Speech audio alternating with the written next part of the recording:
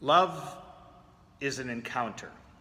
Those aren't my words, actually. Those are Viktor Frankl's. Viktor Frankl was a psychologist that survived the death camps during World War II. And he wrote a book called Man's Search for Meaning. And in that book, he says, love is an encounter, which is very different from us, right? Whenever we think of love as an emotion, as something we feel. Those of us that remember the 60s, love was this whole, oh, I'm in love, whole love culture. But love is an encounter. Love happens, I'm sorry to say, on the 405 freeway.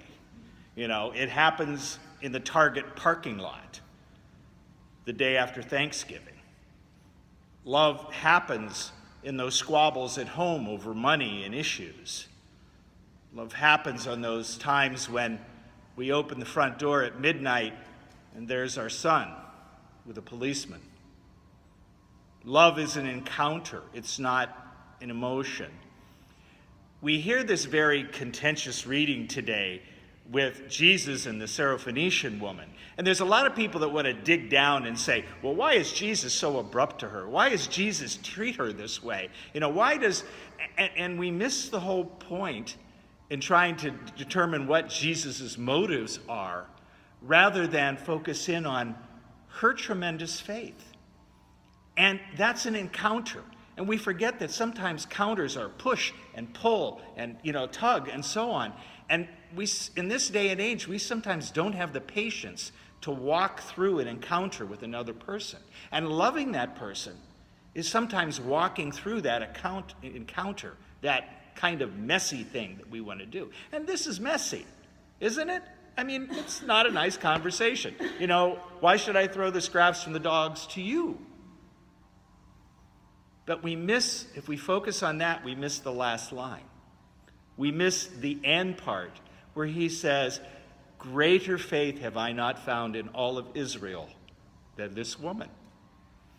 And her daughter's cured because of her faith. Faith is an encounter. Love is an encounter. Years ago, the Cardinal of New York, not Dolan, decided he wanted to reach out more to the people, and he tried to come up with a strategy. So what he did was he made the dais higher, so that when he said Mass, he would stand higher above the people. And that way they would see him. And by them being able to see him better, that would be the attraction. That was his version of it. That was his action. At the same time, great Cardinal Bernardine in Chicago was dying of cancer. And he was in the hospital. He spent his last days going from room to room, sitting down with other people who had terminal illnesses and had issues, and visiting with them. Love is not standing tall so everybody can see you. Love happens in those day-to-day encounters, even when we're not well, even when we're not feeling right. My brothers and sisters, love is an encounter.